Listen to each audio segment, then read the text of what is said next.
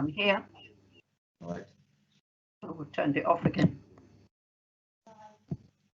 Okay, we're live. Okay, good afternoon. Welcome to Policy and Scrutiny for Neighbourhoods and Regen.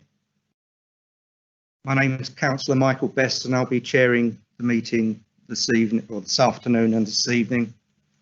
Can I just remind all members to keep their cameras on and to mute their microphone. If you wish to speak, obviously unmute, but if you can tell me that you want to speak and you use the chat bar facility, that'd be very helpful. Can everyone mute, turn their mobile phones off or onto silent? That'd be ideal. I'll just introduce the committee members today. We have Councillor Shirley Smart, Councillor Vanessa Churchman, and thank you for stepping in, Vanessa.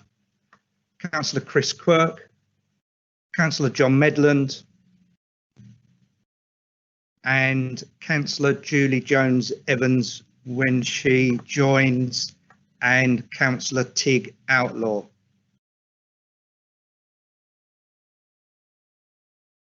If we go to agenda item 1, that's minutes of the last meeting, page 5 to 10 on your pack. Are there any questions from that? No? Okay, all agree. Can I have a proposer and seconder? Propose. Thank you, Chris. And a seconder? Do we need one? That's fine. I'll sign these minutes now.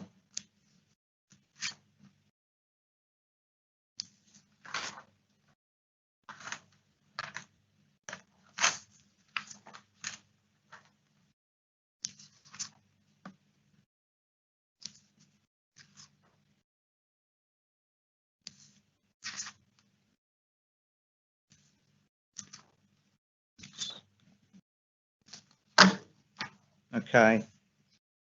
Agenda item 2, declarations of interest. I will need to declare non-pecuniary interest in agenda item 4A, as my good wife Sally is a director for Visit Isle of Wight Limited. Are there any other declarations of interest from members? Take that as a no. Thank you.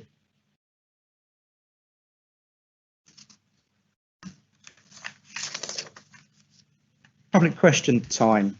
None received, Chairman. None received. Thank you very much. Okay, so we go straight into agenda item 4. We're swapping A with B. So if I can invite Steve Holbrook from the Chamber to present, and thank you very much for coming along today, Steve. Hi everyone, it's a pleasure. Thank you. Thanks for inviting me. So yeah, I'm just going to talk through really what the Chamber's been doing for the last 6 months and the processes in relation to all things COVID. So it's been a very different period for us really in terms of where our focus has been and what we've been trying to achieve. Historically, it's been very much focused on the individual business members within the island and traditional networking events and promoting their businesses and marketing their businesses within the island. Really, from the time COVID started, it moved very much to a political focus and heavily working with our colleagues, the British Chamber. So we very quickly moved to a daily call with the other 52 CEOs of the British Chamber of Commerce. And why that was so important is because the government were changing and coming up with policy so quickly. Policies which would normally take a year or 18 months to write were basically having to be come up with overnight. And because they didn't have the chance to do the due diligence they would normally do, they were using the Chamber primarily and others, similar type of organisations, to basically be the sounding boards for that policy. So things like the furlough scheme, we were involved with the two civil servants who wrote it, going back and forth, giving updates from our members. So our members would speak to myself, I would then feed that feedback into the British Chambers, and we would then try to influence that policy as best we could from the ground up. And we used many Isle of Wight case studies throughout that period in showing how government policy was or wasn't working and the difficulties with it. So when furlough came out, all the feedback I got was then put through, and that feedback I could then sometimes put directly to government ministers, directly to the civil servants, or it was brought together by the BCC through all the different case studies across the country to then be used for policy. It was particularly important on things like the civils loans and the bounce back loans when the companies couldn't get money and they had cash flows. We used a lot of island business case studies then to really influence those policies and get those policies changed and adapted. So as you saw government changing policies on a daily basis, often that was due to the Chamber's involvement across the country. So it really moved quite drastically to a very different role and very much more a national role in that element. Then as things developed and the grants came through, like the 25,000 grant and the 10,000 grant, then the time moved again very much between working with the Isle of Wight Council and the people within it to make sure that money got to island businesses as best we can. And then it was a real focus on getting the word out that the grants existed, helping the council spread the word, and then when it was listed, really focusing on those businesses to make sure that money flowed through quickly. The next phase of it was very much on the businesses which weren't getting the 10,000 or 25,000 through bureaucracy mistakes or paperwork mistakes, really championing those businesses and highlighting those businesses and again putting together the case studies to get them through to the council members who were working on it to get those businesses paid. And then as that went through, then the gaps became smaller and smaller, and it was then highlighting where the gaps were. So then when the council then had discretionary money, such as pubs and pieces like that who fell through the gaps, excuse me, it was then using the case studies to help the council know where to spend their discretionary money and on what industries, again pushing to government to get more money where we could. And then we ended up pretty much at the end with a much smaller pool of people who didn't get anything at all, which government simply haven't addressed and council were unable to address even though they wanted to. It was also working with the MP and councils to try to get the extra money that was paid by government, which was never allocated, which was in the millions, to try to lobby to get that money stayed within Isle of Wight Council to give to businesses. Unfortunately, that never happened and we were unsuccessful in that, but a lot of effort went in to trying to keep as much of that money within the island economy to help businesses possible. Overall, probably the main group which missed out totally were businesses where the business owners were taking their money through drawings and not through salary. They remained throughout the entire process, an entire group which never got any compensation. They were following very sound tax advice in terms of how best to pull money from their businesses, and that was through drawings. And because of that, there's no pay trail of that money, so therefore there was no ability or no system to allow them to ever get money. So they maintained through the whole process as a group which really fell through the cracks and stayed within them. Unfortunately, they were never able to be helped. There's a lot of smaller businesses on the island where people work from home and didn't have that business address, and they also fell through the cracks to some extent. But most of that first 4 months was really about trying to get as much money out and shouting as loud as we could for island businesses who needed help through loans or grants, and trying to make sure they got them. The other thing the Chamber did was to set ourselves up as a communication hub. So as we had a flow of information through the LEPs, through the council and through government, we made sure all of those updates went on instantly onto our website. So the Chamber maintained itself as a go-to place. So every piece of information, every grant which came from LEPs, wider organisations, or the government or the council were always there, and our site could be that go-to. And we would then basically answer questions as they came through and take up businesses' cases as and when they came up as a shortfall. So that's really the kind of core of our drive for those first 4 months. Other things we're able to do, we managed to get the 50+ scheme up and running through council support. So that was funded for many years through the big lottery in Age UK, which funded the chamber to set up a scheme for the 50+, which would take them through how to set up a business, support them through the setting up a business, and then mentoring them through that process. Also help them out with potential loan facilities and all those areas. That scheme came to an end, unfortunately, just in March, as everything was kicking off. So fortunately, the council stepped in to help that, because a lot of that group were quite isolated. They were isolated in terms of individuals as businesses. So by stepping that funding back up and being able to get it alive again, it meant those vulnerable communities where people were often quite isolated were able to get that support again through the people who were put in to run those schemes, and that was great. Another scheme we've managed to get up and running, started today actually, 1st of October went live, is a mentoring scheme, which again is going to be funded through a Regeneration budget, where businesses will have a specialised mentor to again help them grow and come out of this scheme with a view to grow their businesses and create more jobs on the island at a time when things would normally be quite difficult for them. My battery is playing up, so if I go off in a minute, I have almost covered my update for you. But yeah, that's in a nutshell where we are. Things went quiet during August, but now they're going very busy again as things start to kick on again. And I think you may have gone already. Mr. Holbrook. No? You're frozen. Okay. Should we still open it up to members?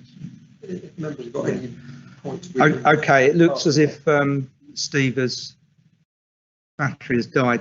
So, I mean, we can still, if members would like, are there any comments? Obviously, we can't ask Steve any questions now. If there are any comments, if I could just open that up, that would be good. No, nothing at all. Councillor Quirk, Chris, thank you. Just a comment that it's too late to ask it now, but would be quite good to have an assessment from the Chamber as to the impact of COVID-19 on the island's economy and their expectations for coming out of the other side. Maybe that's something that we could get Steve Holbrook to circulate to us at a later date. We certainly can do, and the Democratic officer will contact Mr. Holbrook.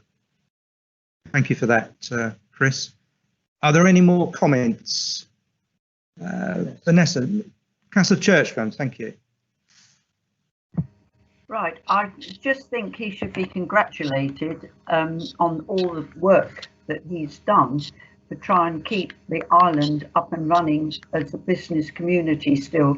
So I personally feel that a comment should be added to the minutes just to say thank you for all the hard work, because it must have been an absolute nightmare.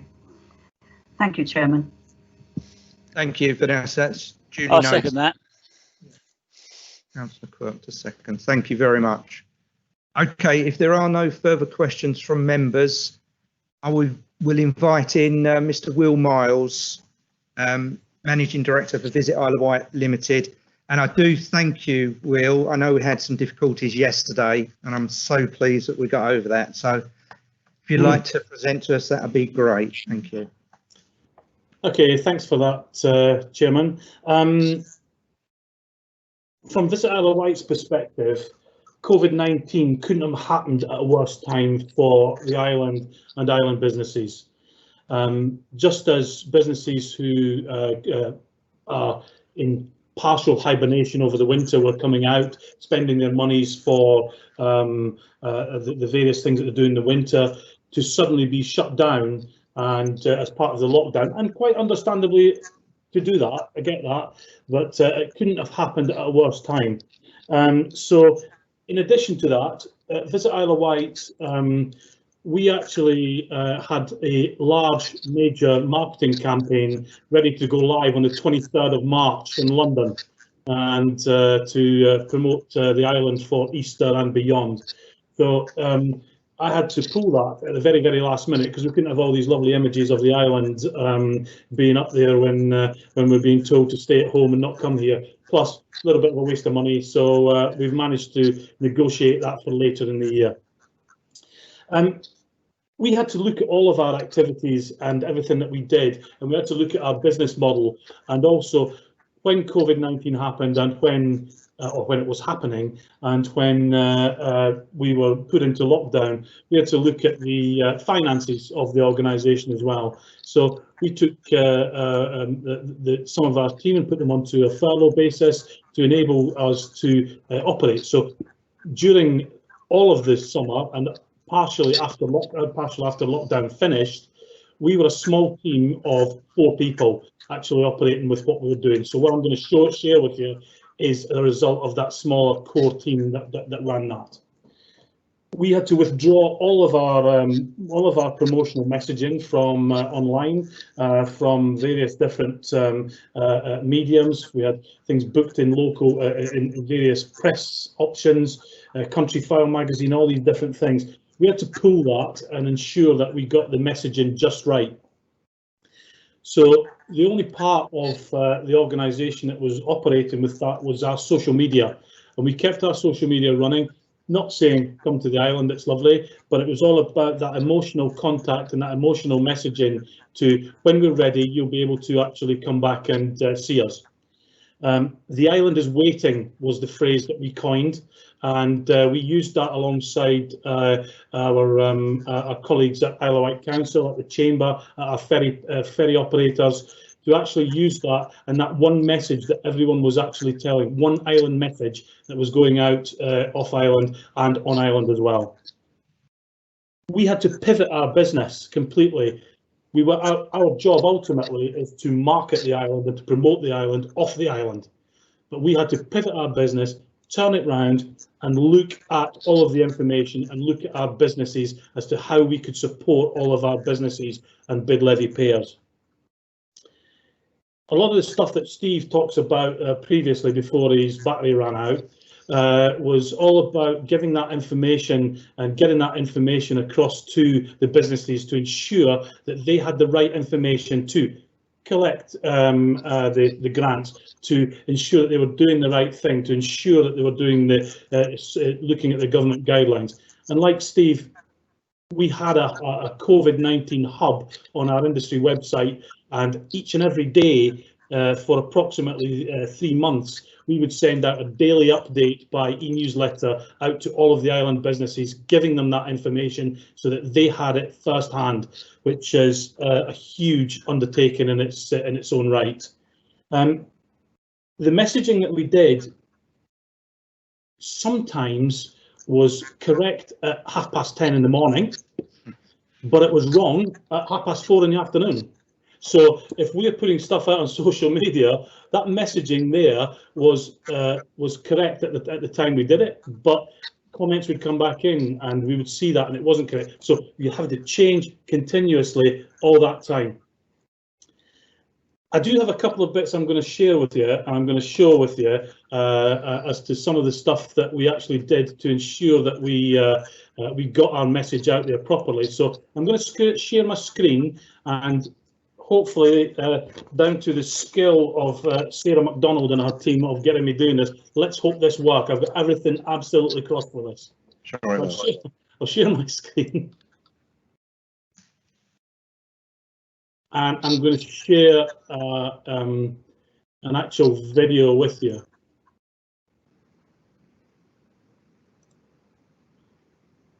This video was used for, as called, The Island is Waiting, and we shared this along all of our social media channels.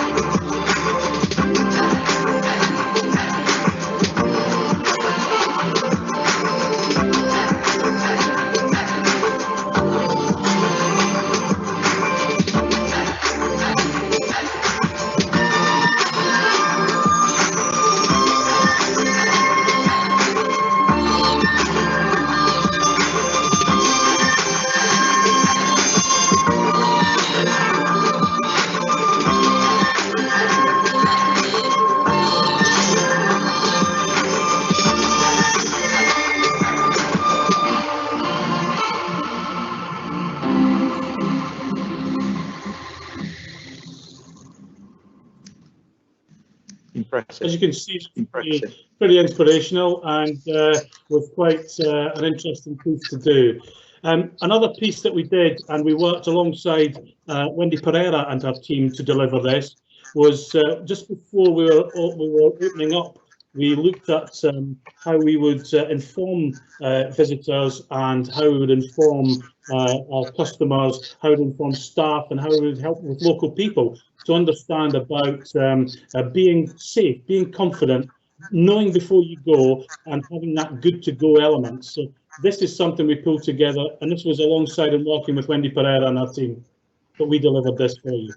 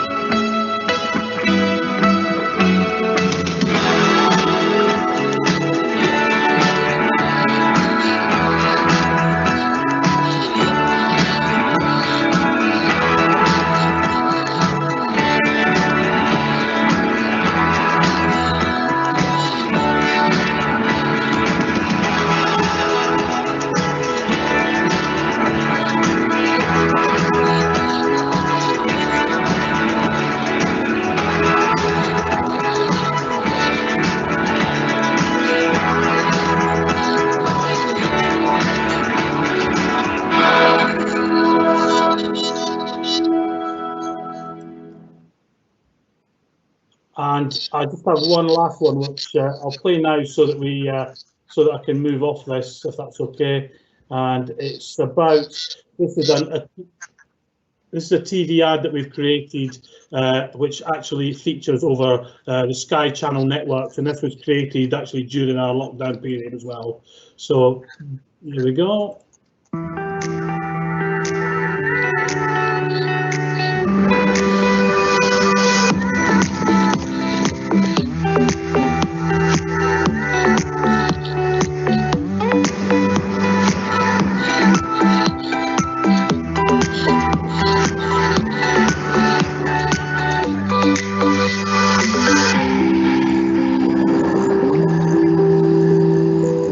Visit isleofwight.co.uk. So what I'll do is I'll unshare my screen now, and somehow I'll do this. There we are.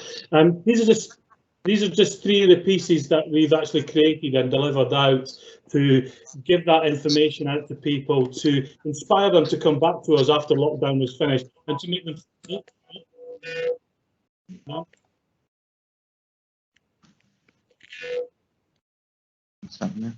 Sorry about that. That was mine in the background going for it a second time. Yeah, computers can take over sometimes. But these are some of the pieces that we did, and we shared the good to go message, and we delivered that here on the island. And that good to go message was actually taken on board by Visit England and was developed further. And now there's a national We're Good to Go mark that goes across all businesses across the England and the UK. Visit England probably won't admit to this, but that actual brand was created right here in East Cowes at my kitchen table, and we delivered that stuff for them, and they took that and just made that difference so that we can use it across the country. They'll never admit to that in a month of Sundays, but I'm just going to throw that one in because I know the truth. Anyway, so moving on, we've worked directly with lots of local government. We've worked with DCMS to ensure that we're getting the right message in for business. As Steve said, about making sure that the right messaging is coming back and getting that information out to people. I have now weekly updates with the tourism team at DCMS in London. We speak regularly with Visit England. I've been on with them this afternoon, and also we're working alongside Cabinet Office to just after the Enjoy Summer Safely campaign that ran, and we achieved an additional £79,000 worth of Cabinet Office funding to extend our campaigns going across there to inspire more people to come back and stay on the island. During all of this time, the Isle of Wight was awarded the status of the UK's best holiday destination by the readers of Countryfile magazine. What a time to get that in April time. Could have done with it last year, but we've still used that, and we are still the UK holiday destination of the year. We all know that. We've just recently received the accolade of Group Travel Organisers Best UK Groups Destination, and in addition to that, the Laurie Middleton, who's a customer service advisor, has been awarded as Visit England's tourism superstar for this year. So all of these things show what we do. Are we a different organisation to what we were back in March? Yes, definitely. We are leaner, agile, we look at things differently, we use different activities, and we do things a lot differently.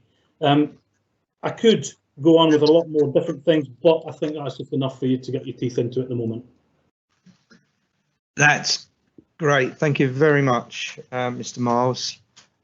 Yes, I can open that up to members. Councillor Medland, John. Thank you, Chairman, and thank you, Will. Sorry, that was excellent. Really encouraging. My interest really, I actually work in the pub and the tourist industry. It's been extraordinarily busy since July. We've had an amazing August and September. It's been really encouraging after the first few months.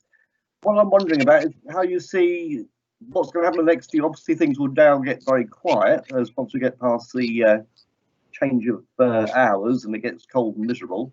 How do you see things developing over the next 6 months or 9 months into the next season? A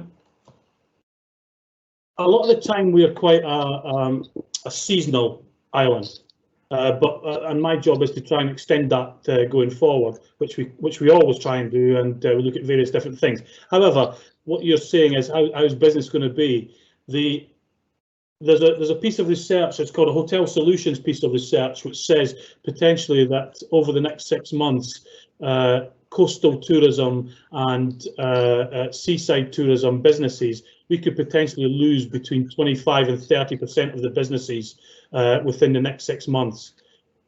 I would say that piece of research that's been sent in and that's been used by DCMS as evidence within their stuff that they're doing to government. So it's not a bleak future, but it's a challenging future, I think. I do think that we are stronger together as an island, and I do think that but there will be some businesses who just don't make it through the winter. But there will be people who will be ready for opening up in next year, but there'll also be the people who'll be there during the summer. Could potentially lose 30%, and I would say that overall business itself for the year, I was 35% down on the previous year, and I think that's quite a conservative estimate.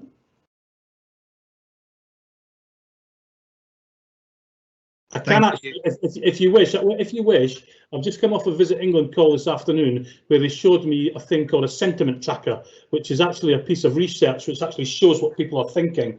If you wish, I can actually share that with you now, and you can actually see what people are thinking. Yes, that'd be great. Sorry. Your colleague here is wanting another question. Vanessa, Councillor Churchman. Yes. What do you think the October half term might bring? I mean, Shanklin certainly yesterday was absolutely chock-a-block with people. And let's face it, would you want to get on a plane and go to France or Spain or anywhere else at the moment? So hopefully we're getting, this is the silver lining sometimes, but are you expecting an influx in the October half term? Because of course we've got a 2-week half term. Now, as we know, on the North Island, some counties have the last week, I think, and some have the week before. So it's, you know, could be an interesting time. Thank you. Yeah, no problem at all. I think we'll have a strong half term. As I say, I was in Shanklin on Sunday, strong half term. I was in Shanklin on Sunday and had fish and chips on the seafront, and it was a lovely busy day down there, and I had a great time. And you're absolutely right. Why would you want to go anywhere else? And our marketing material talks about, our new marketing material we use at the moment talks about Paradise is Waiting. And Paradise is waiting just across the Solent for lots of different people, and that's our marketing campaigns going forward at the moment. I do think that there's been the rule of 6 has had an impact on some self-catering properties, which are larger self-catering properties, which would probably be taking maybe 12 or 14 people. So it has had an impact on that. And if Steve from the Chamber had still been here, he actually owns a couple of larger properties like that, and he's seen a downturn within his business over half term for these larger groups. So some self-catering may take a bit of a hit, but the holiday parks are telling us that they are probably operating at about 70% capacity. Ferry companies, one the other day telling me that their September and October is looking ahead of this time last year. So that has to be seen as a positive thing. So yeah, absolutely. I think we'll have a good half term. We'll have a quieter winter though, I believe, this time. That's great. Thank you very much. Share the sentiment tracker with you. Yes, please. Okay. Here we go again. Let's see where that is.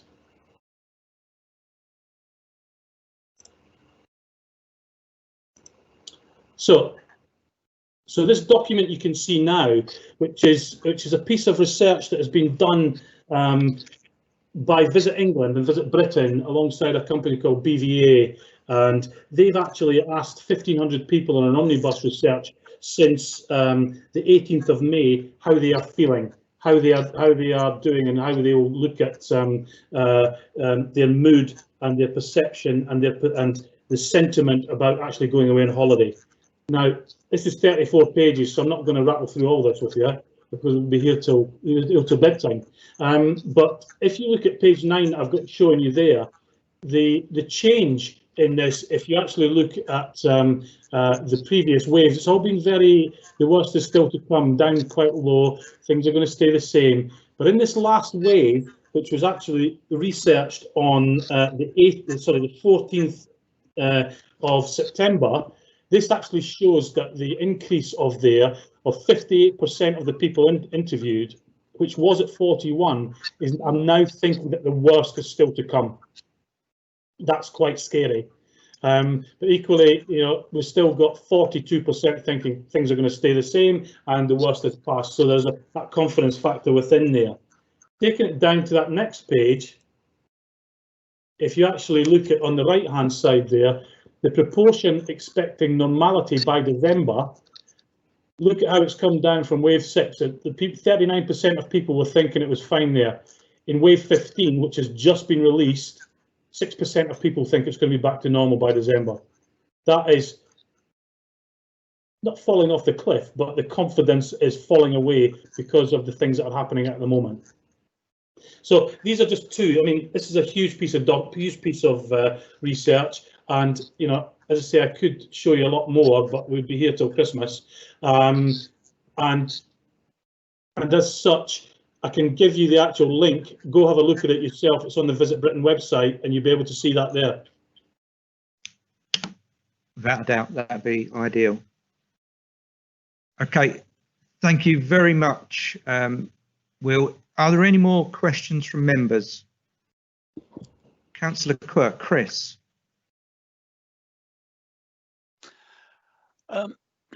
You said that we might lose up to 30% of the tourism businesses. Is that across the board, or is that in the accommodation sector, the restauranty sector, or does it include the attractions as well? That piece of research is across all sectors within tourism. So it's not just within accommodation, but it is a national piece of research. It's not focused solely on the island. It's a national piece of research, but that's one that's the National Coastal Tourism Academy have been looking at, and their information that they gave to Cabinet in Whitehall was specifically on that piece of research. So it could be less, it could be more, depending on how people have actually run their summer. Let's say Councillor Medland's saying he's a cracking summer. So if he's got enough to keep him going during the winter time, then that will help, and hopefully everyone else has done the same. Okay, that's great. If there are no other questions from members, then doesn't look like. So thank you again, Will Miles from Visit Isle of Wight, for sharing this very interesting information with us. Thanks again. Thank you. It's a pleasure to be able to do that with you. Thank you. Thank you very much. Okay, we go on to agenda item 4C, Isle of Wight COVID-19 recovery plan, medium term plan to March 2022, and that's pages 11 to 32 in your packs, members. So we're bringing in Mr. Chris Ashman on that one, I believe. Yes, there you are. Thank you. Thank you, members. Good afternoon, good evening. Obviously, welcome members' comments and views on the recovery plan. It's obviously you've heard from colleagues already on the agenda this evening the significant effects on the island's economy, but obviously the recovery plan actually looks at the wider effects and impacts of the pandemic, including obviously the effects on people's health, loss of life, the effects on our day-to-day in relationships and the way in which communities have worked, but also on our places, the way in which we've been able or not been able to travel, to use our local centres. So clearly, in any significant event such as this, which is, as we all know, is still continuing, a structured and coordinated approach to recovery is what's required. And I had the pleasure of briefing His Royal Highness the Earl of Wessex earlier this week, along with all of the other public sector partners that have responded to the pandemic, and also our partners from Stephen, from the Chamber, and from the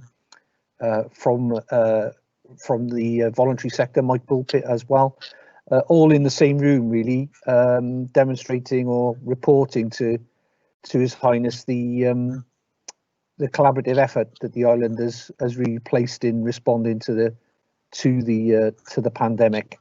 So I think what I reflected in that conversation was that this is what councils are for in these circumstances.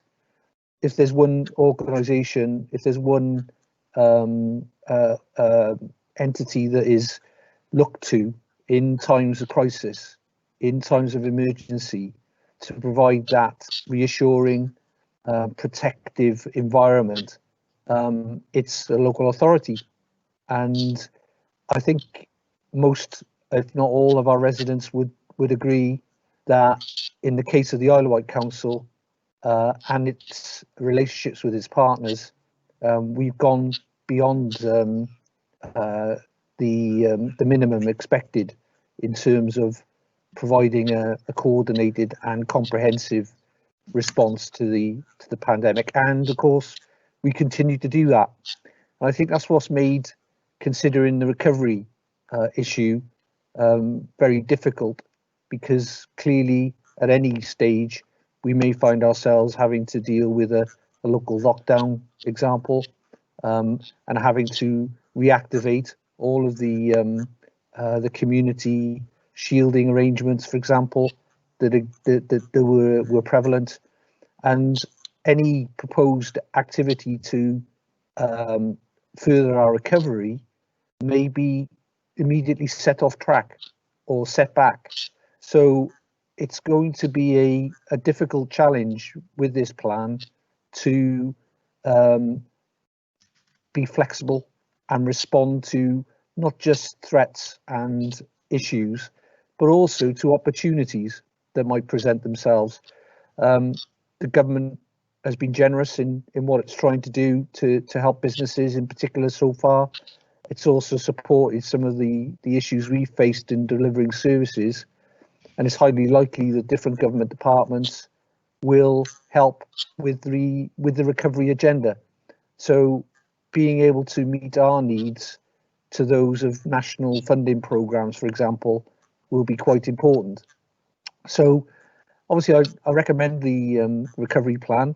It's got three main pillars, looking at those different aspects to recovery: the community, how schools return, the mental health and well-being of the population, the impacts on our social care and children's services departments arising from the impacts of lockdown, the economic element of recovery, which of course, given my main responsibilities around regeneration, we'll maybe come on to that later. If the council wasn't championing and promoting a regeneration programme already, then clearly it will have had to invent one very quickly on the back of the economic impact that we've been facing. So some of the very practical measures, both in the short term and the medium term, that the recovery plan sets out, such as the island gift card, the development of island business advisors with the Chamber of Commerce, the introduction of a youth advice hub for those who are facing unemployment. So there's a range of measures within there within the next 3 months and over the next 12 months that will help us mitigate some of the worst effects of the pandemic and help us recover to a position we had before, and hopefully a better position going forward. On the place part of the recovery plan, then obviously some of the projects that we were progressing and this committee will be aware of through the regeneration programme anyway, the Heritage High Street programme, for example, some of our key regeneration projects will help us to build back better in a genuine way. So taking forward an update of the local transport plan, really, and in an accelerated way, is going to be a major task for us in recovery, because we clearly have a challenge in terms of, yes, having a great road infrastructure and also having a dependence obviously on good public transport. Our transport plan, looking at active travel in particular, will be a key part of our recovery plan agenda. So take comments from members also on how this plan will be governed. We are proposing that the Health and Wellbeing Board, given the wide-ranging remit of that group and its partnership composition, becomes the overseeing body for the progress on the recovery plan. And obviously we use that as an opportunity to work with our partners in delivering some of the actions that the recovery plan sets out. Finally, in the appendices, it talks about the measures and indicators. We talk a lot in the recovery plan about the impacts, and it'll be very important that we keep a very good handle on the intelligence on these key indicators, so that we can change and adapt the recovery plan as I said earlier, to respond to an indicator that is giving us some concern, or an indicator where we're not making the progress we would hope. So I'll pause there, Chair, and obviously, hopefully members have had a chance to absorb the information. A lot of members will be close to some of the activities and proposals in the plan, and I welcome any comments from the committee on what we may be missing here. Thank you very much, Mr. Ashman. Councillor Quirk, Chris. A very comprehensive plan, so congratulations on that. The issue of who is responsible for it, you can't make someone accountable for something unless they have the responsibility to alter things. And I'm not sure whether you can have something overseen by the board that you're suggesting, but they don't actually have control of any of the things, or of many of those things that are actually within that. So there has to be a sort of a rollback to holding account people who are responsible for those. And is that the right board to do that? It's a good point. I think our intention in requesting the Health and Wellbeing Board's role, is to clearly highlight that it needs to be an island plan.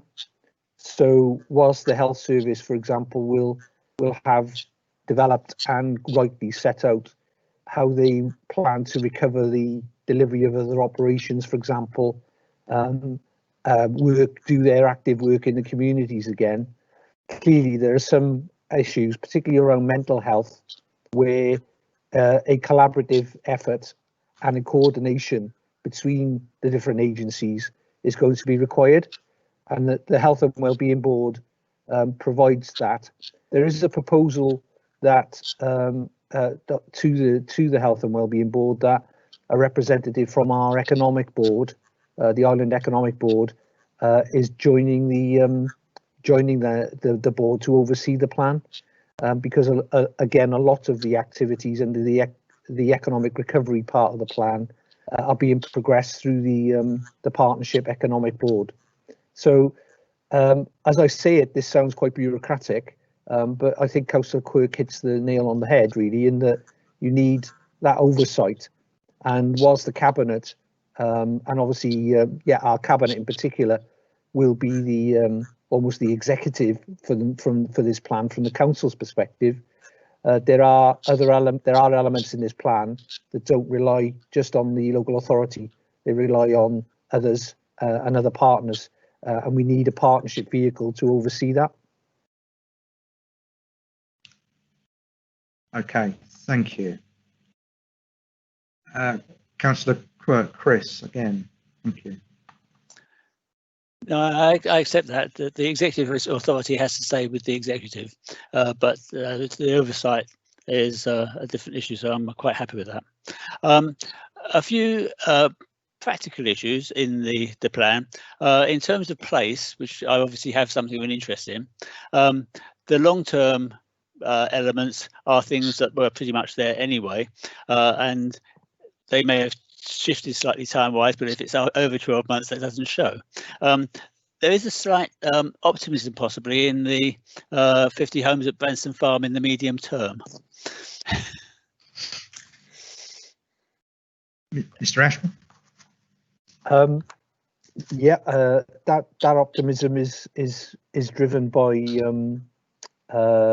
available funding. Our contribution to the delivery of that project has been party of a successful bid to the government's Getting Building Fund. So in order for those funds to be effectively drawn down and enable the viability of the scheme, we have key milestones to deliver around that project. So that really then challenges us to identify the relevant project management and milestones with our partners.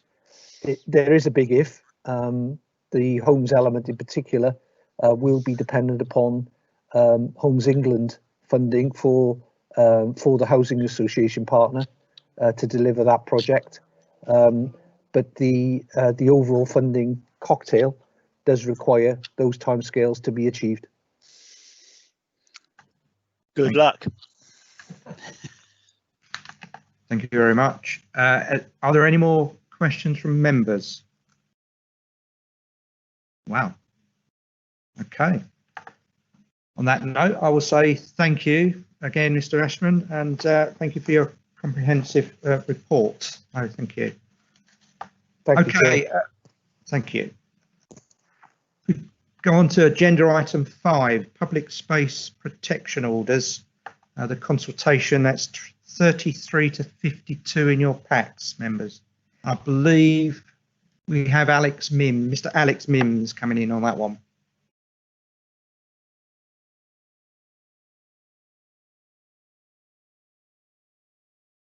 Yeah, good evening, members. Good evening, thank you. Yes, you have a paper in front of you which shows the results of the consultation on the public space protection orders that helped to inform the cabinet paper for next week. We had around about 1,200 responses, which I think was a healthy response for the island on these issues.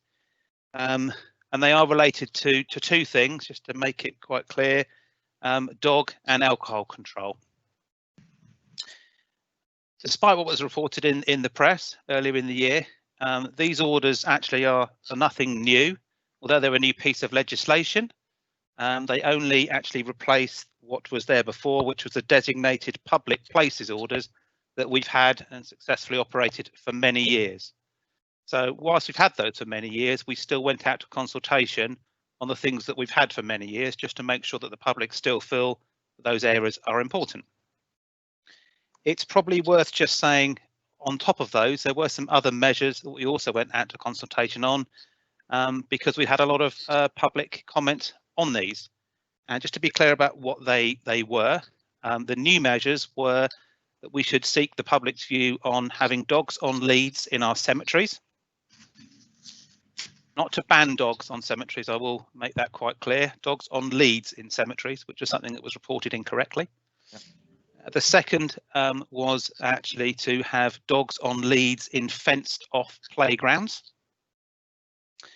And the third thing that has slightly changed was that we would look at and review the areas where we have a ban on people drinking in public.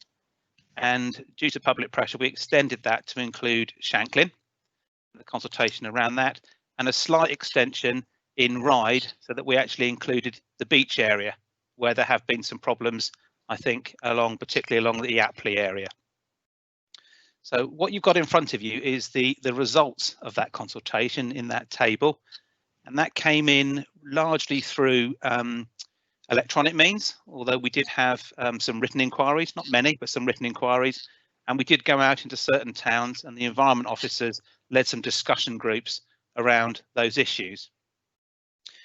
There was one other change, and that was at St Helens, and that was to have dogs on leads along the revetment at St Helens. That was the third slight change. And you can see there the results that we've had back. And I think it's quite interesting to say that there isn't a huge amount of debate. It's quite clear that most people feel as though we've got it about right, particularly with dogs, dog orders and dog fouling and dogs on leads. You're always going to get a slight difference of opinion, but on average, I think you'll see that in most areas, most people are in favour of everything remaining the same. So about 80% of people are saying, yes, we like what you already do. We don't want that to change. And the new things that we put forward, cemeteries and play areas, they've really just reaffirmed and said these things are even more important than some of the areas that you've currently got. And the percentages are quite high for those areas, which I don't think should be too much of a surprise to us, because I think most responsible dog owners would always keep their dogs on leads in those areas anyway, just particularly in cemeteries because of common decency, and in playgrounds because they want to protect the children that are in the playground. So just really wanted to get your views on those results. It does go to Cabinet next week for decision. It is has been quite an extensive consultation exercise. We extended the consultation because of the COVID. So the consultation went on for 18 weeks started on the 19th of February and ran through till the end of June. So I think it was a healthy exercise and well worth doing. So I'm more than happy to take any questions if I can answer them. Yes, okay, thank you very much, Mr. Mims. Councillor Quirk, Chris. Good consultation. I think the results are quite clear, and I would support those results. Thank you. Councillor Tig Outline, it's good to see you back on the Regen Committee. Tig, thank you. Thanks for that, Michael, and thanks, Alex, for that introduction to the PSPOs. It was good to see so many people actually engaging with this consultation. Obviously, at the beginning of this process, there was some unfortunate press, as you've alluded to. I'm just curious as to your view, Alex, whether we might have seen the level of responses to the consultation had there not been some quite difficult press at the beginning of the process. I think that's quite possibly true, Councillor Outlaw. I think we have seen both the anti-dog and the dog fraternity engage in it probably more than we would have otherwise expected because of some of the press associated with it. So I think to some extent that's been it's ended up being quite positive, actually. Okay, thank you. Councillor Medland, John. Thank you, Chairman. I'd like to agree with Councillor Quirk that we accept these recommendations. They've been very clearly endorsed by the public consultation, and they don't change what we're already used to. And I think I'm very, very happy with the recommendations as presented. Okay, if I could just come in there. I mean, on a personal level, as regards to a Shanklin resident, I actively got involved with representations from local people. I think everyone's fully aware of the problems that we have with localised alcohol abuse around the towns, and I'm absolutely delighted to see that as a recommendation for alcohol control within the Shanklin area. Now, maybe being a bit premature here, and I'm not sure that you'd be able to answer my question. Are we looking at a possible blanket order for Shanklin or localised areas of reported alcohol abuse? Now, the suggestion is with the order that we have a map attached to it, which shows a blanket area in Shanklin where there'd be a prohibition and the relevant signage. So yes, I mean, obviously that will exclude licensed premises, yeah, people that kind of thing for obvious reasons. But yes, it's the order is based on a map which includes the town and the beach area. Thank you very much. One thing I didn't say, Councillor Beston, was that in addition to all the recommendations that were put forward and that we consulted on, we did ask the public for their general comments, which are listed in the Cabinet paper next week, and they were considerable. And I think people would like to see a lot of other things. And I think what we've suggested is that we will monitor some of those, because you can't put these orders in place unless there is some evidence that it occurs on a regular basis. And so I think it's important that we look at those comments and appraise those comments over the next 3 years, because these are renewable on a 3-yearly basis, to check to see whether we've got it right. I mean, clearly, I'm surprised that Shanklin wasn't included at the first time around. So I think we need to make sure that we keep an eye on all of the other areas that have been suggested, just to make sure that we've got everything included that we need to include. Okay, thank you. The other thing that I just wanted to ask is, overall, there is no change to the way, sorry, I beg your pardon, there's no change to the actual law regarding the orders. As I understand, it's who can actually enforce those orders for the future. Is that correct? Could you just sort of expand on that? Yeah. That licensing officers? Yeah, there's a range of officers that include our environment officers and also our environmental health officers that would have the powers to issue PCN notices when people are in effect breaking the law, with the exception of the alcohol bans, which is enforceable by the police. The fines are slightly different. Yeah. The recommendation is that the fines for dogs on leads and dog fouling go up to a maximum of £75. But I think you'll find, I think it's in the report, that I think in terms of the alcohol bans, they can rise considerably above that with the police enforcing those. Okay, thank you very much. Members, Councillor Quirk, Chris. I may be about to say what you were going to say. Should we make a recommendation to Cabinet to approve this?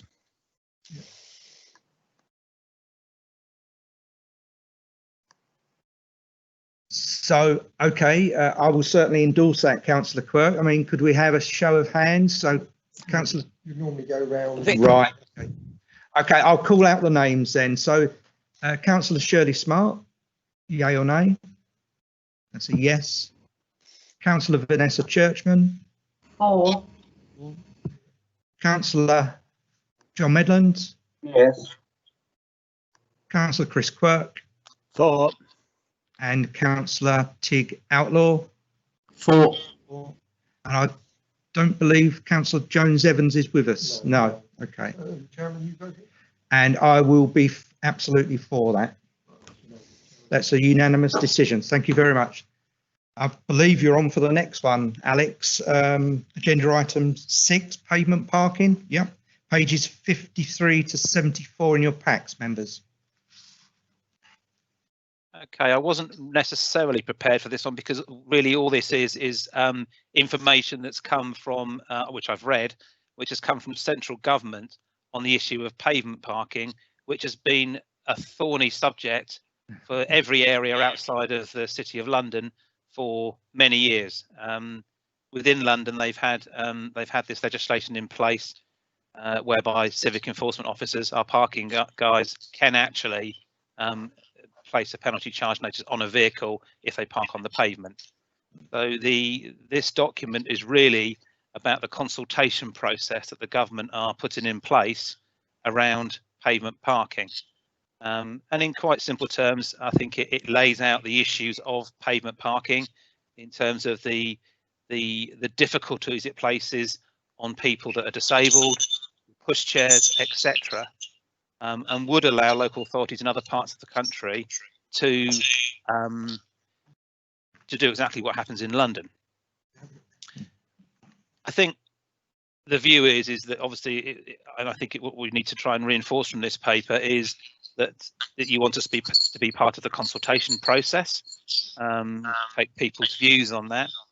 I will say, from my experience of working in parking, this is a much thornier subject than doing this in London.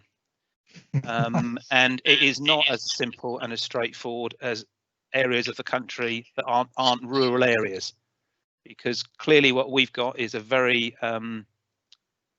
old public highway system with quite narrow roads, and if people don't park on the pavements, it will cause considerable congestion. So there is a balance to be had here. I mean, if I've got to give an example, if you take a road like Place Road on the way into Cowes, which is one of our busiest highways, you'll regularly find cars parked on both sides of the road there. If we enforced pavement parking there, cars would then park on the road, and that would cause considerable backlog on what is one of our busiest highways networks. So this is not as simple as it would appear, and is one of the issues that we get regular complaints about, but I can see both sides of the argument, and I think that's why the government are going out to consultation. But more than happy to take people's views on that. I'm glad that they are doing this, because I think it's been long standing. I'm not too sure what the outcome will be. Okay, thank you, Mr. Mills. I'm just wondering if Councillor Ward, before we take questions, just wondering if Councillor Ward is there, like to add to that at all. Ian, thank you. If you'd like to unmute, Ian. Chairman, yes, of course, I'm here. I've read through the paper in detail, and what Mr. Minns has said is absolutely correct. It is the island, and I suppose many rural areas are not London. They are not cities, and it would be difficult to do a blanket enforcement, because there are areas where, you know, if we couldn't park on the pavement or on the verge or whatever like that, it would cause considerable problems. However, we do have the issue of disabled people, blind people, children and prams and that, so we have to bear that in mind. One of the big problems we have in I'll call it highways is traffic revision orders. It is one of the most cumbersome tools that you can imagine. If you want to do something on the highway, no matter how slight, and I'm in discussion with Chale Parish Council at the moment about moving a 30-mile-an-hour speed limit. That needs a traffic revision order to do that, which is cumbersome, expensive. But what option 1 does in this paper, it gives the local authority, well, what it says is it will review the TRO process and simplify it. That will be a great boon to the island. It really will. That will do the whole of us a lot of good, because we can be more responsive. And if we need, and you know, the process will allow you to declare non-pavement parking areas and things like that. So in a way, it meets both our needs, or needs 2 needs. A, it's good for the island all round, because we can speed up the highways business, and we can impose bans on particular pavements and things like that that you know we have this problem on. And you know, it does happen all over the island. We all know that, but it isn't necessarily a problem all over the island. And now we can pick and choose if option 1 goes ahead. That's it. Thanks, Mike. Thank you, Councillor Ward. Members, we got Councillor Shirley Smart. Shirley. And then Councillor Outlaw. Perhaps you'd like to unmute, Shirley. Is that better? Yes, thank you. Thank you. I'm very relieved to hear what Councillor Ward has just imparted to us, because, yeah, it's not straightforward. And of course, one of the stupid things still in a number of wards around Newport, mine in particular, obviously, is I've still got grassed areas on pavements. Come and park on the parking on them, and they churn them up. And then the cost of having them, you know, really either repaired, so-called repaired, or in fact renewed, etc. It is quite a lot, actually. So I think if one looked at particular roads, then that would make a lot of sense. If you tried parking along White Pit Lane, you'd know. Okay, thank you very much. Councillor Tig Outlaw. Tig. Thank you, Chair. Yeah, I read through this and I've when I was Cabinet Member for Community Safety and Public Protection, received a number of requests to review pavement parking from a safety perspective. Obviously, people who have got visual impairments struggle to get along a pavement if there are cars parked blocking their way. Wheelchairs, as we've alluded to already, but since the majority of our road network was set up, we've seen a great many more cars on our roads that need to be parked somewhere, and also a great many more mobility scooters that try to navigate the pavement. So it is something which is becoming an increasing problem, and it will not go away. That said, it's such a complex matter to deal with, as Alex and Ian have already suggested. And reading through the paper, the three options, none of them are simple, and they're all costly, and they would cost the Isle of Wight Council a great deal of money to put any of the changes that we might like to see through. Certainly in terms of option 1 in the consultation, option 3 in the consultation, the overall banning, as they have in London, would be a non-starter for the Isle of Wight, without a shadow of a doubt. Option 2, which requires the local authority to apply to the Secretary of State to get civil enforcement powers, again, doesn't seem like an appropriate way to go. So I would again support the view that option 1 is the only way forward.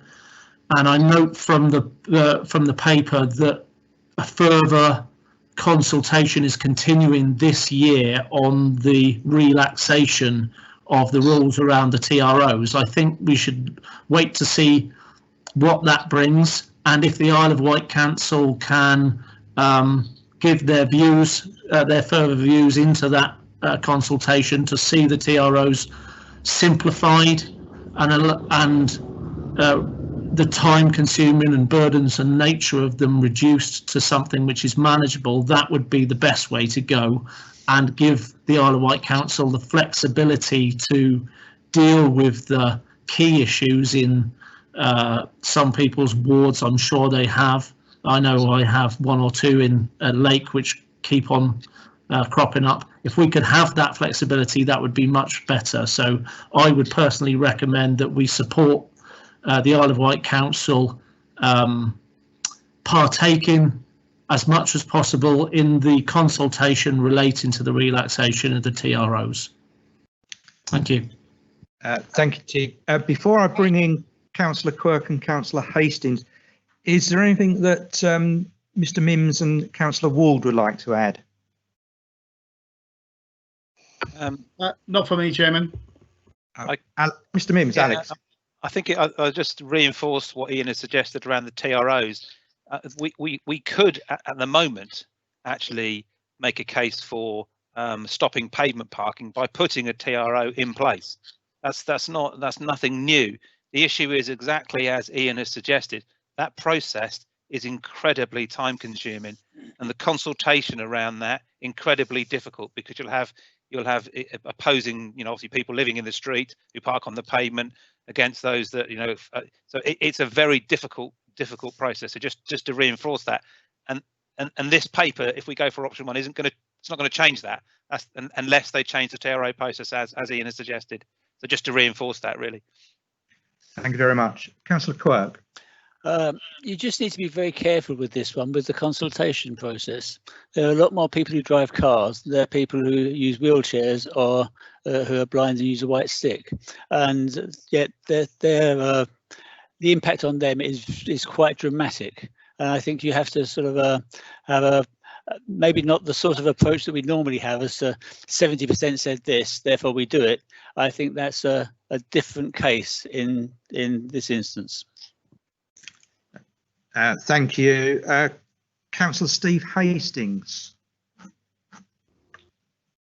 Thank you, Chairman. Yeah, I just wanted to come in on this just to make a comment, since some while ago I observed a car parked fully on a paving in Honey Hill, fully on the paving, right from roadside to fence, and a mobility scooter sitting patiently behind it with nowhere to go. It couldn't go off into the road, clearly on such a busy road and a deep curb, so he just sat there with his arms folded. Now, if he had have tried to go down the curb and into the road, well, goodness knows what might have happened. So since then, and I was then following a comment I made in a full council about that, I was contacted by a representative of the RNIB, and we've been talking for some time on this matter. I've filled in this consultation personally on his behalf, basically, to describe the sets of circumstances that can happen, and it's about obstruction of the paving. And it's a difficult one, all of this, and I understand sometimes there are different circumstances where you have to park on paving. As a councillor in Portsmouth, we had that situation, very narrow roads, but where it was appropriate, they'd simply put markings on the road, on the paving, to say, yes, you can park up to there.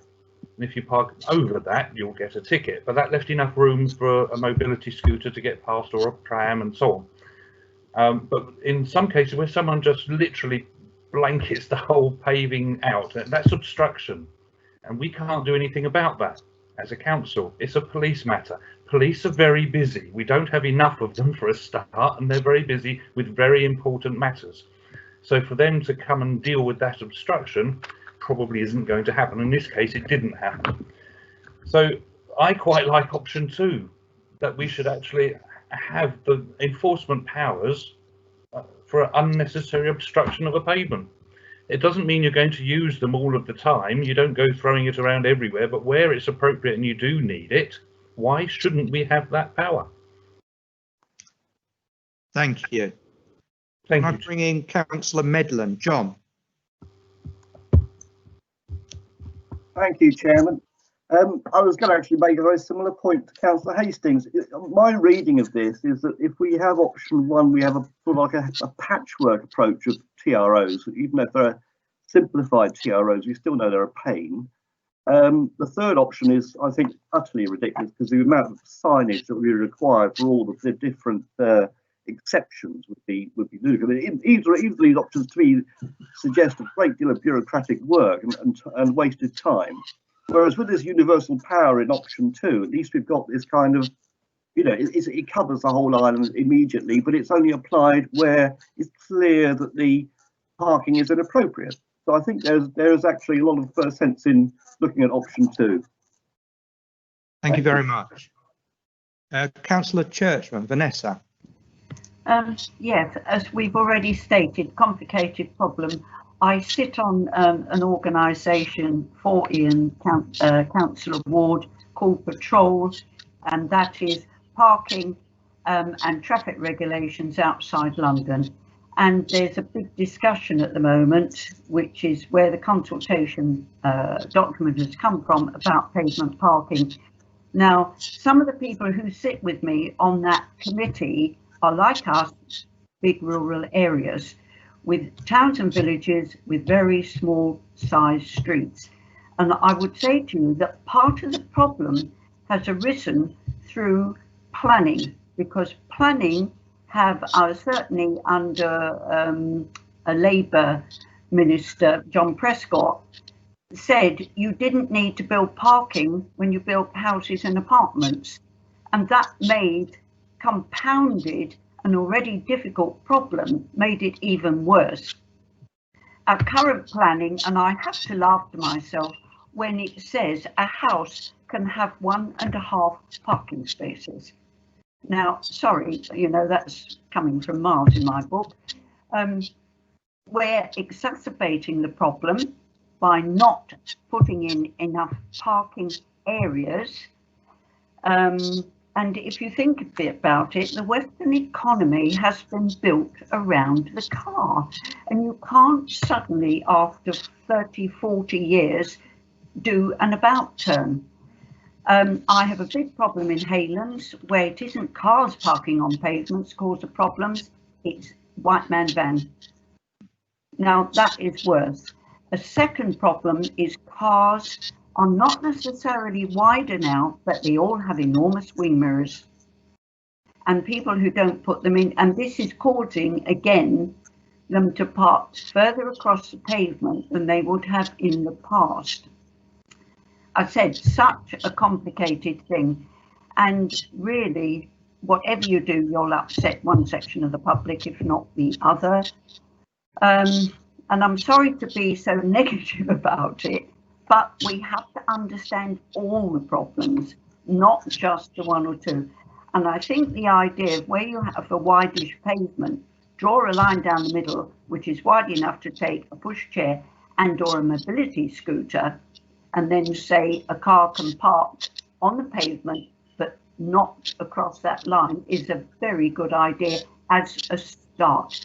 Also, would you please tell people what a TRO is, Chairman, because not everybody listening to this might know what we're talking about. Thank you. As far as I'm aware, that relates to a traffic regulation order. Thank you. Thank you very much. If there's no other questions, can I just finally invite both Councillor Ward and Mr. Mimsy if there's any other comments you'd like to make on that? I mean, from the committee's perspective, we are fully supportive of the consultation process, because that's what we're here for today. Yes. Okay. Thank you. Councillor Ward, thank you. Chairman, what Councillor Hastings says is absolutely right. Ideally, we want a combination of 1 and 2, and maybe that's how we answer the consultation. Okay, but I do think the power should be left with the council to be flexible. Put it that way. Yeah. Thank you, Ian. Yeah. Mr. Mims, thank you. I'd just like to thank members for that debate. I think this is a kind of daily problem for us in parking, and I think you've kind of summarised it and hit on all the points in a very balanced way, and I've got a good understanding of the issues that we have. So thank you. Thank you very much. If there's no other questions from members, we'll move on. Well, Chairman, before you I beg your pardon. did you want members to support what was being said about a combination of option 1 and 2? Okay, so if I just go round the members relating to option 1 and 2 on the consultation process, are we swaying towards a combination of both 1 and 2? So if I just ask the question to members, yay or nay, Councillor Smart. For. Councillor Churchman. For. Councillor Outlaw. For. Councillor Quirk. For. And Councillor Medland. For. And as chairman, I'm for. That's a unanimous decision. Thank you very much, members. Okay, item 7, housing and homelessness, pages 75 to 80 on your packs. And we welcome in, actually, Jamie Brenchley this afternoon. Thank you. Mr. Brenchley. Good evening, everyone. Thank you for inviting me. So this is obviously just to provide an update. There's no decisions or anything that are required. So to take you through the paper very quickly, the strategy, as you'll be aware, was agreed by Cabinet in November 2019 and set a vision whereby everyone on the island would have a place that they could call home. The strategy and the action plan was organised and is organised around 3 core pillars: prevention, intervention and recovery. So I'm not going to go into detail in terms of every action that's set. You'll see that I've commented in relation to where we are and I've provided a RAG status. In terms of the high level highlights, I'll just pick out a few. We've secured nearly £1 million worth of funding from the MHCLG since January 2020.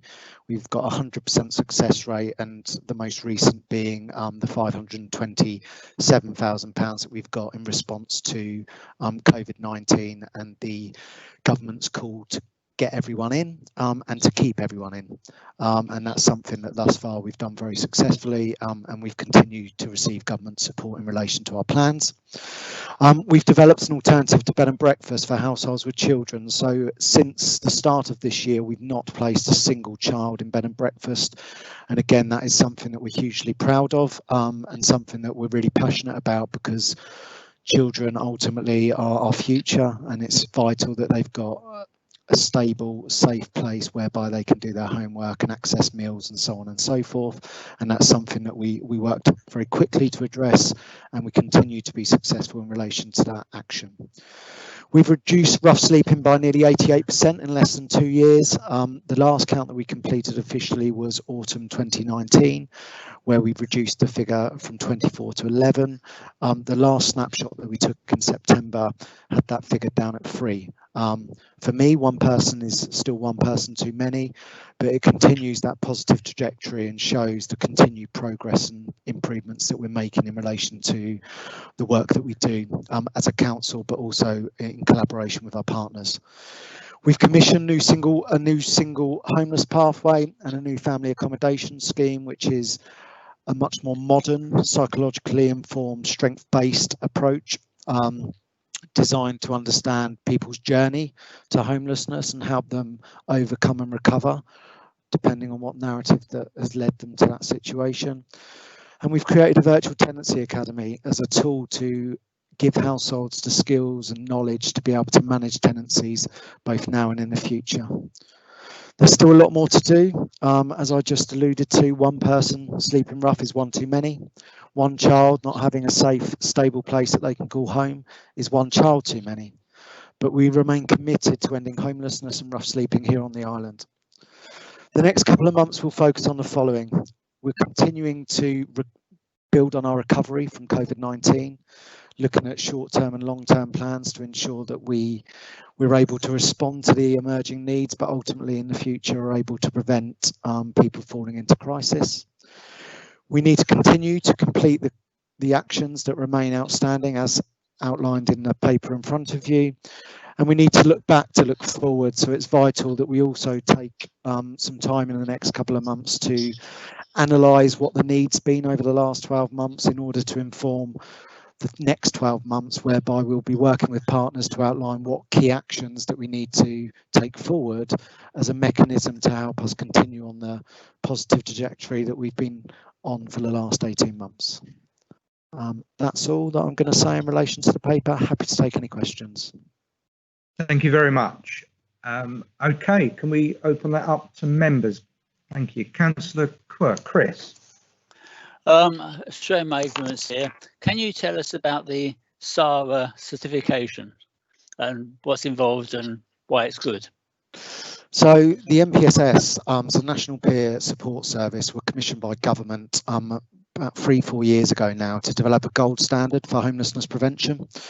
That ended in 2019, and what the NPSS service have done is, in collaboration with local authorities and the MHCLG and others, have developed a self-assessment tool for local authorities to work towards. There's no actual accreditation or award or inspection in relation to homeless prevention services, but the NPSS SARA certification, which is Self-Assessment Homeless Reduction Act assessment tool, gives you a bar, gives you something to work towards that looks across the breadth of the Homeless Reduction Act and gives local authorities a measure and a standard to work towards to demonstrate that they're providing effective preventative services that is compliant with the Homelessness Reduction Act. So it's not necessarily the gold standard, but it's the only tool that is out there at the moment that allows local authorities to measure how effective their prevention services are. So that is what that is, and that is quite a smart way of us as a local authority measuring where we are at the moment and to ensure that we continue on that positive trajectory of improvement. And you are saying that we are on a positive trajectory? Absolutely, I think the data backs that. I think that gives a good evidence base in relation to the work that we've achieved over the last 18 months. There's still lots to do. If we're being honest, that homelessness in its entirety is a real high profile issue that's being faced up and down the land. That's likely to be exacerbated by COVID-19, as reported in various documents that have looked at those local authorities that are likely to be most impacted by the impact of COVID-19. But our services are moving in a positive direction.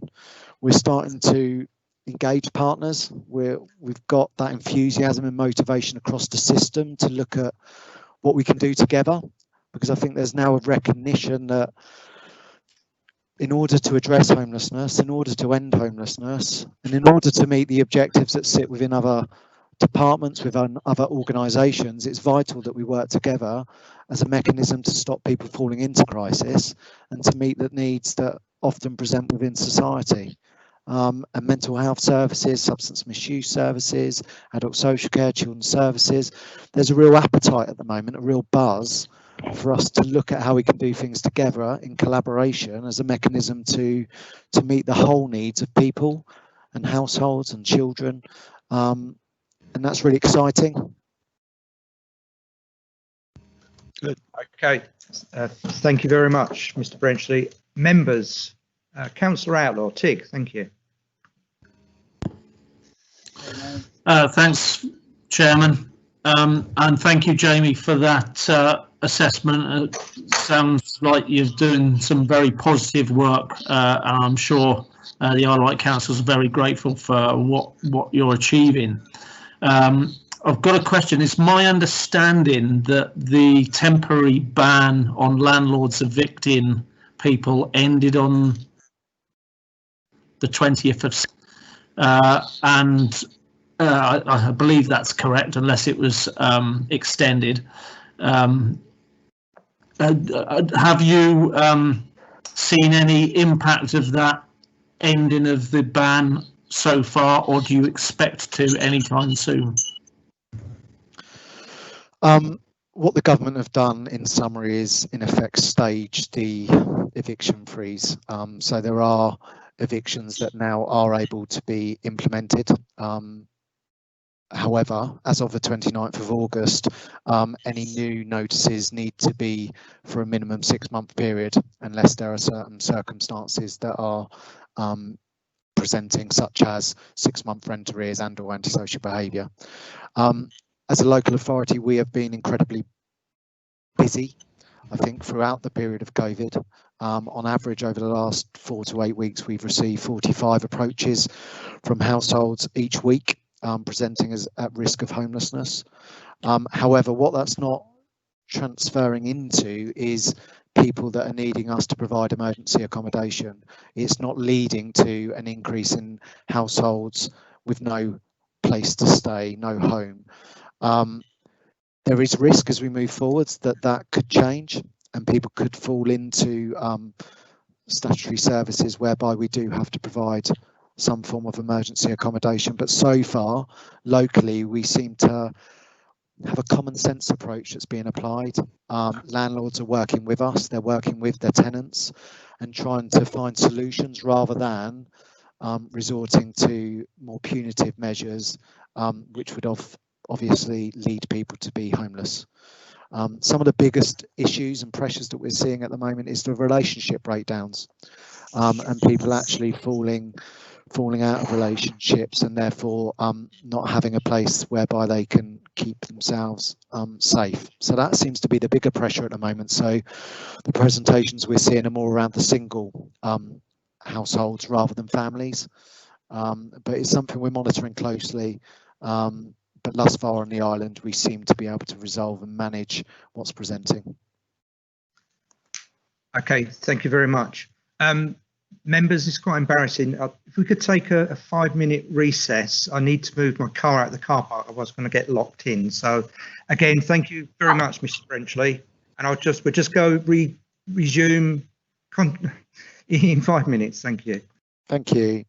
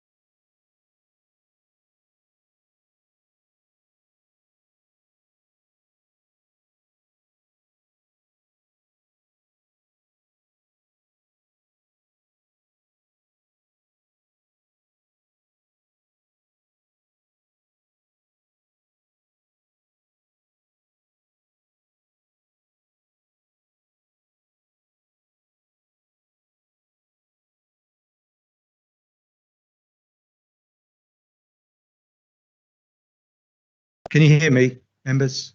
Yes. My apologies. Just get my breath back. Running up the stairs. Right, thank you. Okay, so if we resume, please. Agenda item 8, Regen strategy update. That's pages 81 to 84 in your packs, members, and Mr. Chris Ashman. Please, thank you.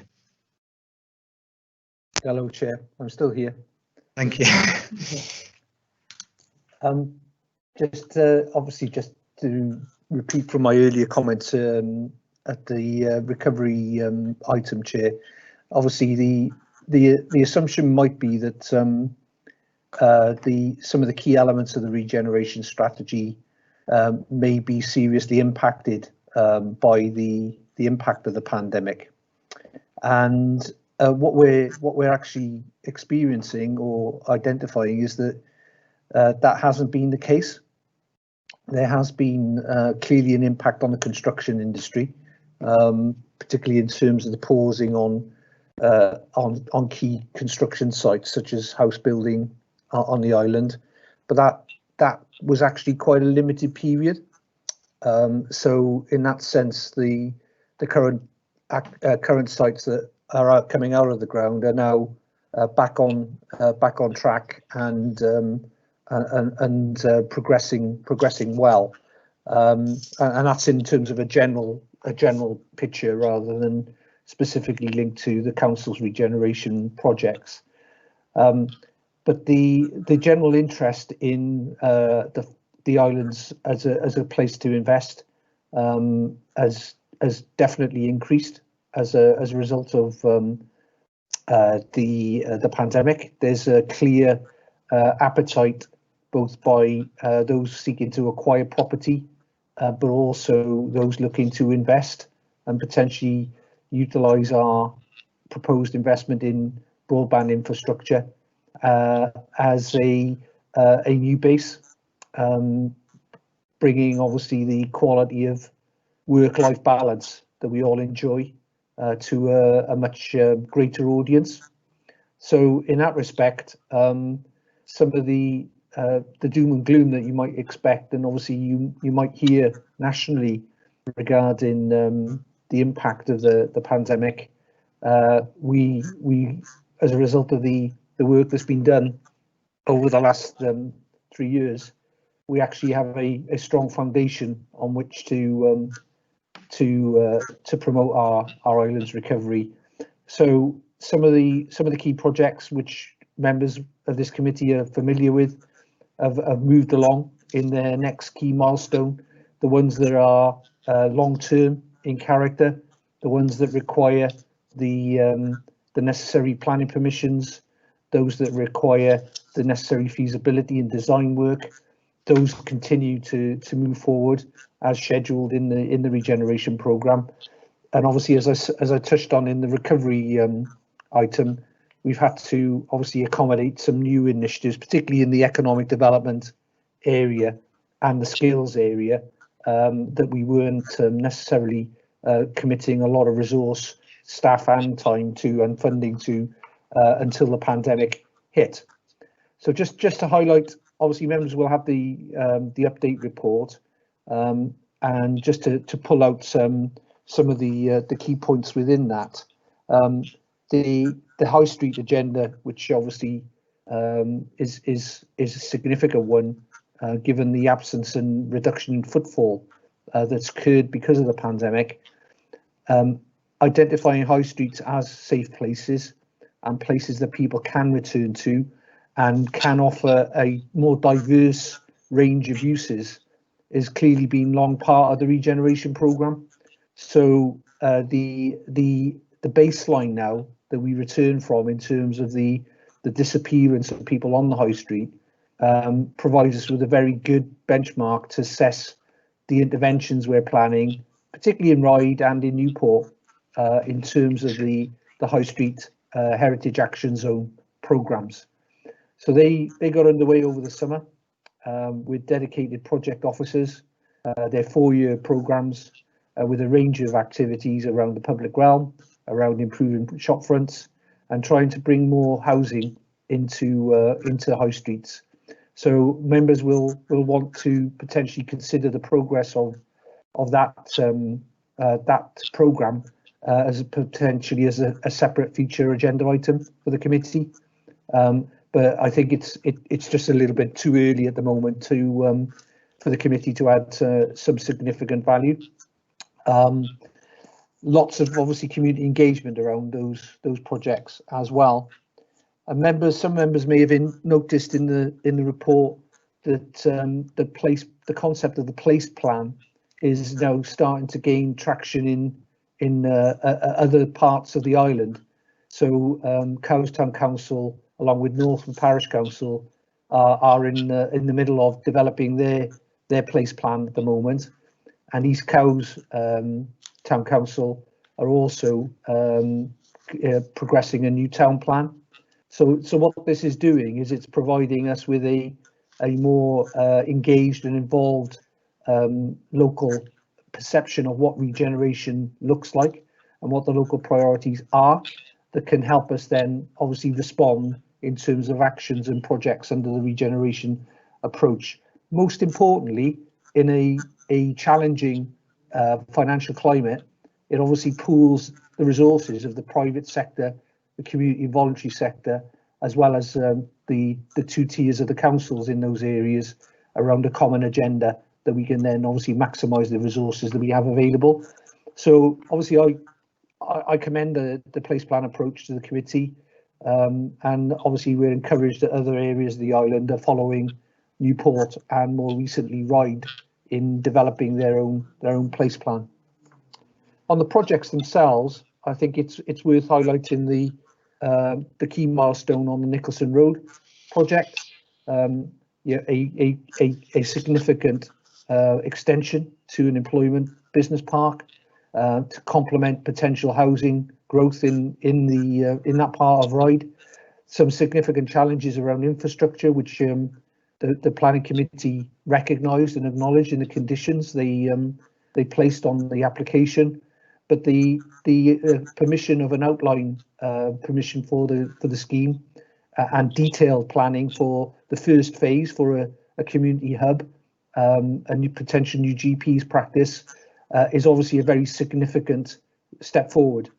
The challenge we now face with the Nicholson Road project is obviously the pressures on the council's financing, particularly our capital programme, will mean that we have to think very carefully about how we make funding applications, for example, to government for key infrastructure improvements, such as those that would open up the site at Nicholson Road. And the only other item I think I would highlight from the report, Chair, is as we touched on earlier, the funding from the LEP. The government announced this Getting Building Fund in August. We submitted some of the regeneration projects that we needed to identify additional funding for. We submitted 7 projects altogether, and the one that the government felt was attractive was the vision for a rural employment and housing hub at Branston Farm, and obviously the commitment by the local enterprise partnership from the Getting Building Fund will now make it possible for us to bring forward that vision and really use it as a template potentially for other smaller scale developments that combine jobs and housing on the same sites.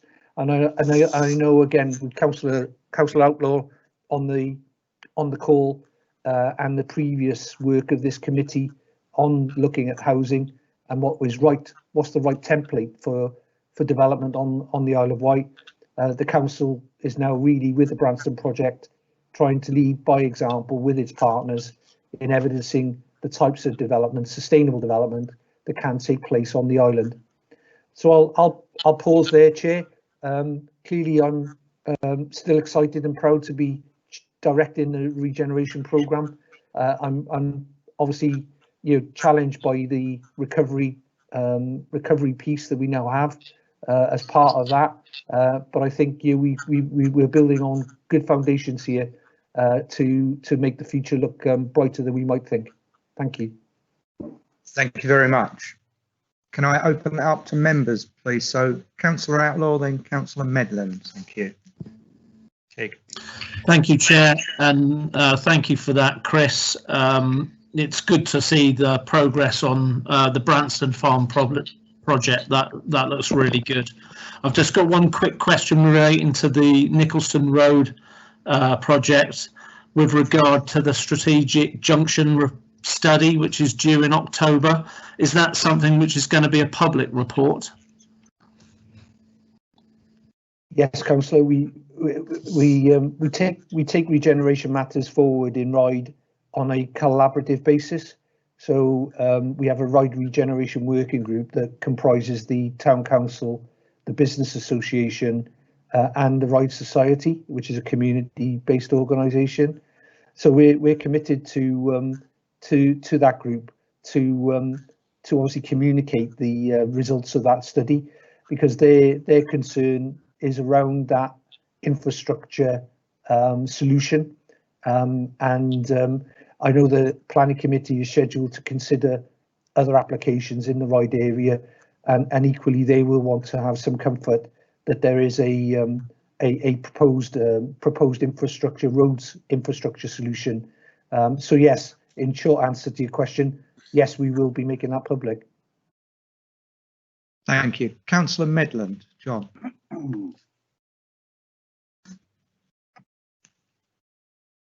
Chair, am I on? Yes, you are, John. Thank you very much.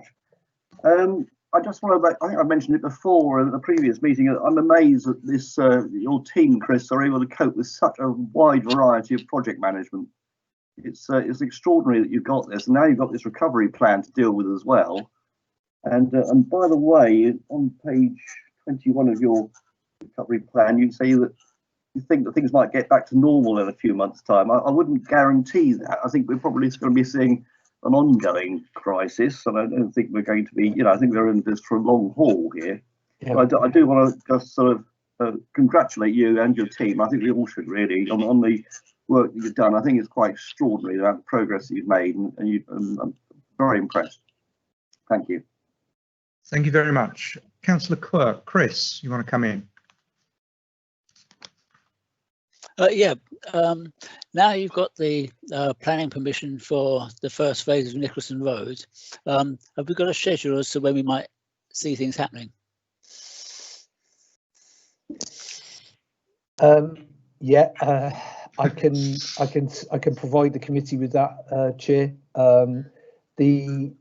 The milestone was part of a longer term. The planning milestone was part of a longer term plan for the implementation. So our next key step is to take our full business case to funders for the infrastructure support. So I'll let you have the next phases of that implementation plan with the minutes, Chair. Thank you very much. Are there any further questions for Mr. Ashman? No. Oh, Councillor Smart. Shirley. Not a question as such. The harbour revision order has been in for, well, the revised one has been in for about 18 months. Obviously, it keeps getting put back. Chris is, quite frankly, I think there was hope that we should know something by Christmas. But on the other hand, we've been being told this for some months. I was woken up, well, not woken up exactly, but had a phone call from one of people that live within my ward regarding Camp Hill this morning. As you will no doubt know, it was being flagged up on the county press website that we were going to get migrants to come and stay at Camp Hill. I think it's calmed down a bit through the day, but I think that's something we should be aware of and keep tabs on.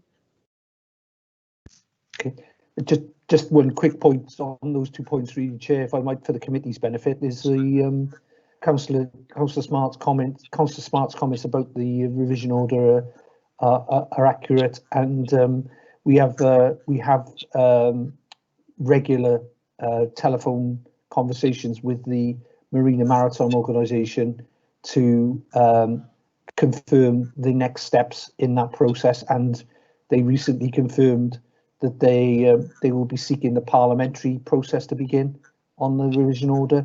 So we are confident that we've got a systematic contact on that process, and obviously whilst we can't guarantee how quickly the legislation might be progressed by the host department, we will of course seek the support, particularly of our MP, in seeing that move forward as quickly as we're able.